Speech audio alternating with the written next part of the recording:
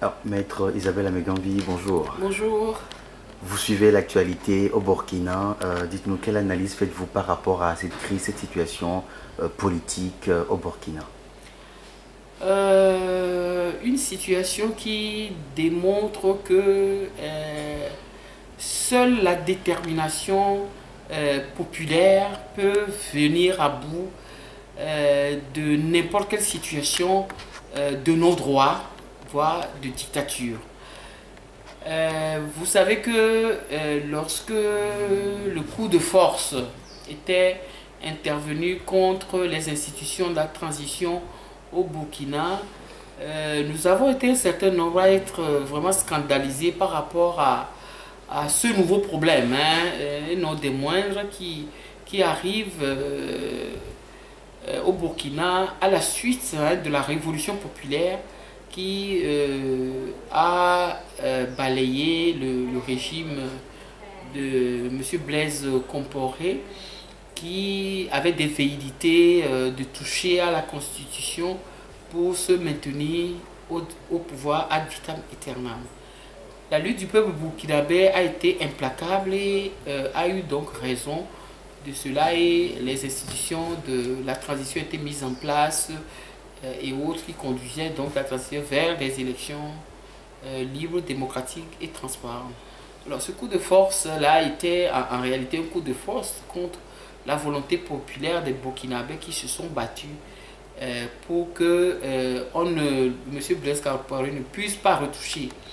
à la Constitution pour sauter le verrou de la limitation de mandat. Et ce peuple a gardé cette bataille-là, le succès de cette bataille-là, de la manière la plus implacable aussi, en se levant contre ce coup de force, en se levant contre les éléments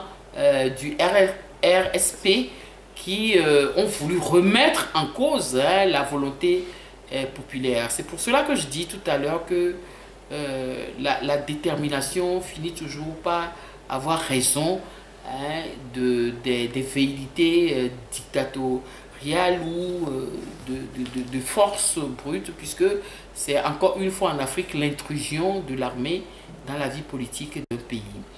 Donc au niveau de la ANC, nous avons rendu public une déclaration dans laquelle nous avons encouragé et applaudi le peuple burkinabé dans sa détermination, soutenu la population du Burkina dans sa lutte pour la conservation de la démocratie qu'ils ont obtenu de haute lutte. Cela m'amène à parler de mon pays, le Togo, dans lequel nous peinons à avoir un tel engagement, pas de la population, parce que la population togolaise, elle reste toujours engagée, elle est toujours restée engagée depuis 1990 qu'elle se bat pour plus d'espace de liberté et de démocratie dans notre pays, mais c'est au niveau des responsables politiques que nous ne retrouvons pas l'engagement unanime, déterminant et je dirais enfin de mouvement d'ensemble des responsables politiques, notamment ceux de l'opposition qui, il nous semble, peinent à faire la différence entre l'adversaire commun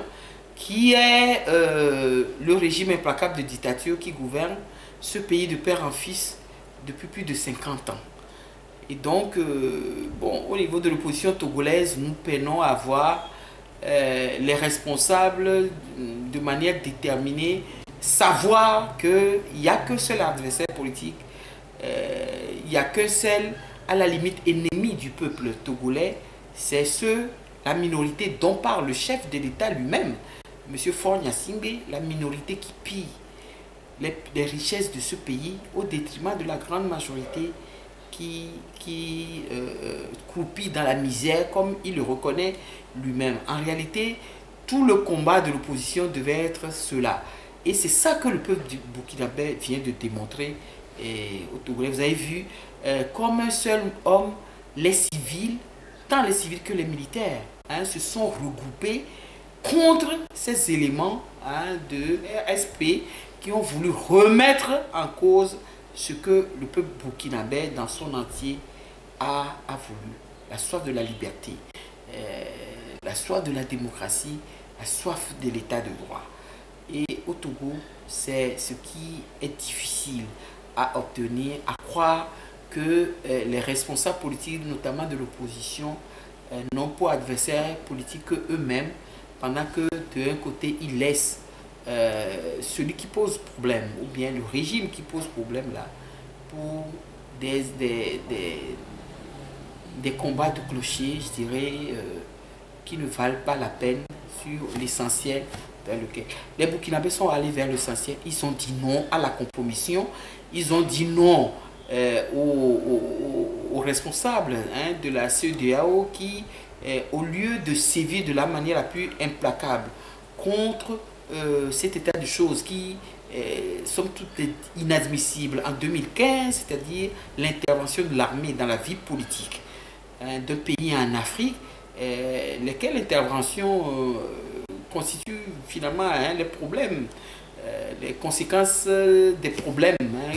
dont l'Afrique a été jusqu'au jour d'aujourd'hui et desquels elle peine de sortir. Donc le peuple burkinabé a démontré que il n'est plus d'accord avec les compromissions politiciennes des regroupements des chefs d'État tant de la CEDEAO que de l'Union africaine et entend régler le problème tel qu'il l'entend, c'est-à-dire remettre les institutions de la transition en place pour que les élections puissent avoir lieu au Burkina dans de bonnes conditions. Et le mérite, tout le mérite est pour le peuple burkinabé dans son ensemble.